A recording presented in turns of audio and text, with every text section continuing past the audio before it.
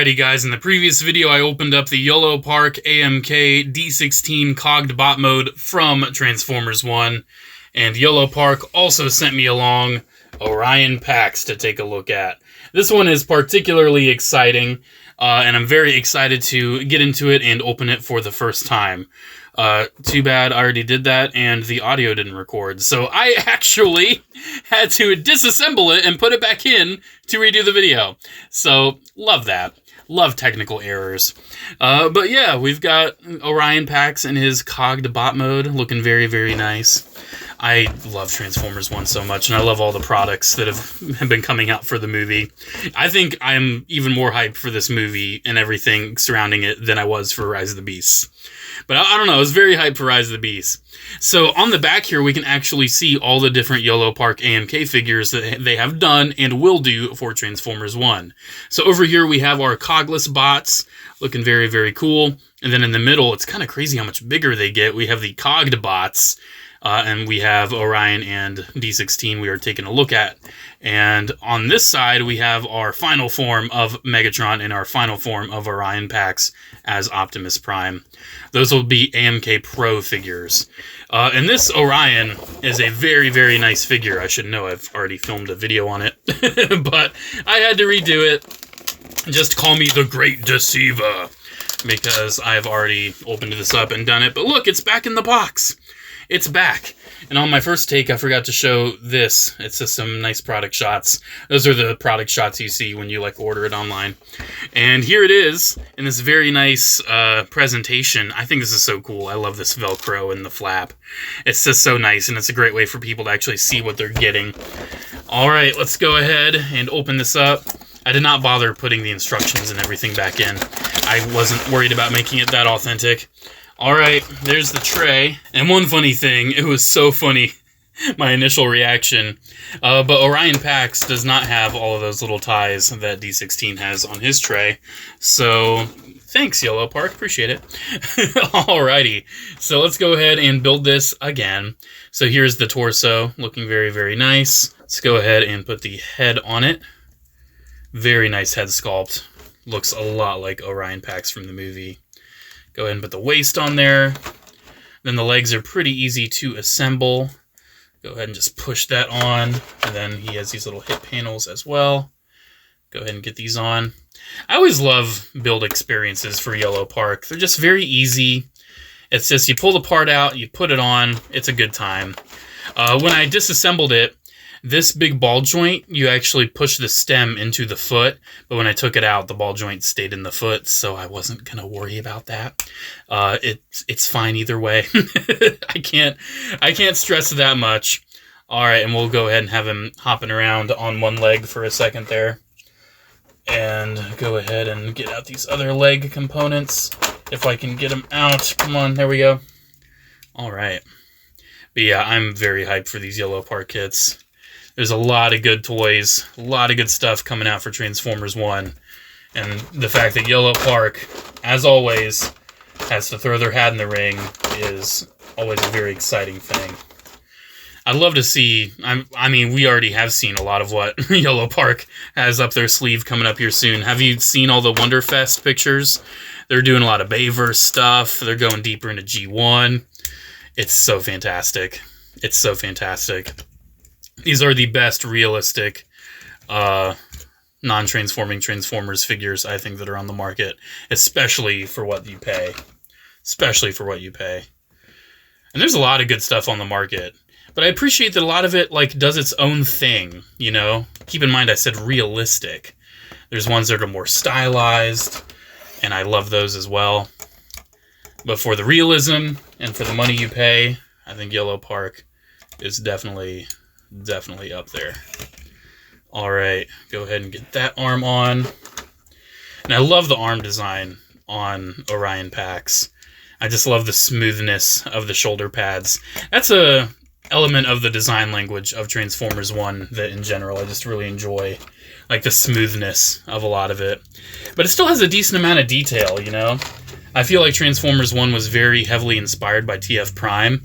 I mean, even the composer is the same from TF Prime. So yeah, there's definitely some inspiration. Alright, last but not least, let's give him some hands. we'll go ahead and give him the open hand on his left, because we will give him the Death Tracker gun. And then for extra hands, he does have a commanding hand, which is very nice. And he has fisted hands for both sides.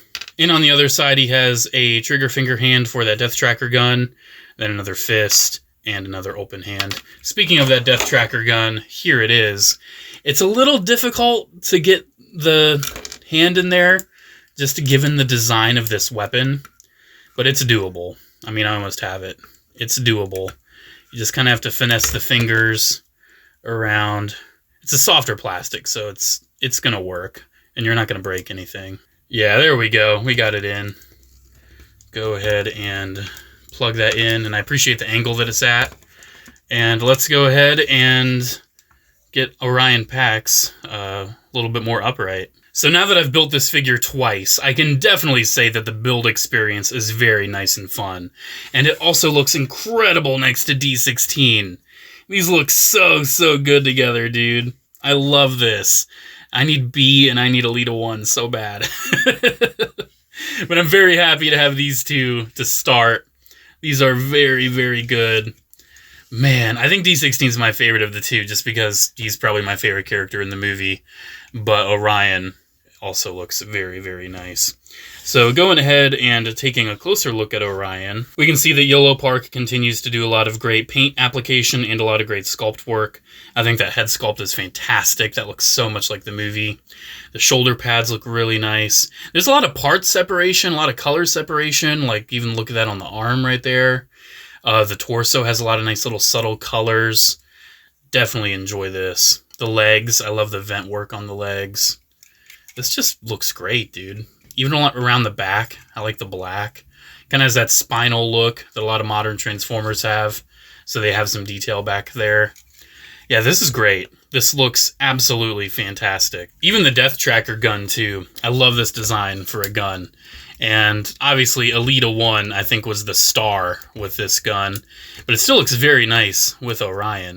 And I think that the angle at the hand, when he's holding it, works very well for getting this guy posed up.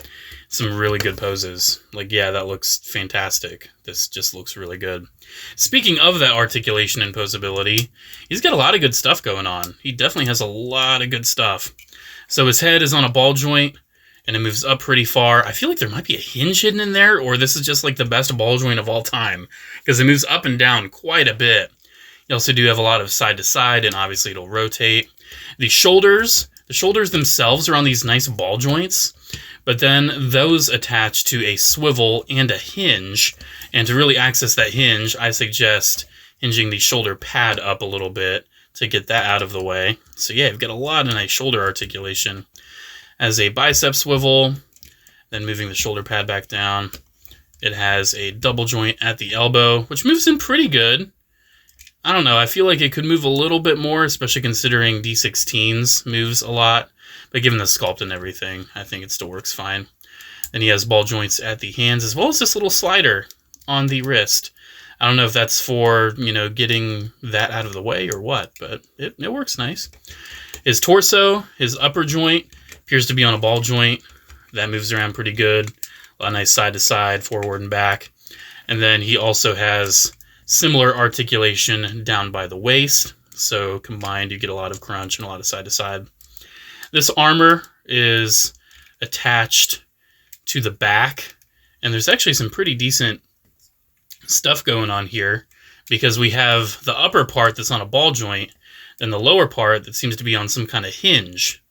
So yeah, that moves out of the way pretty significantly for getting the legs not only out, but also forward.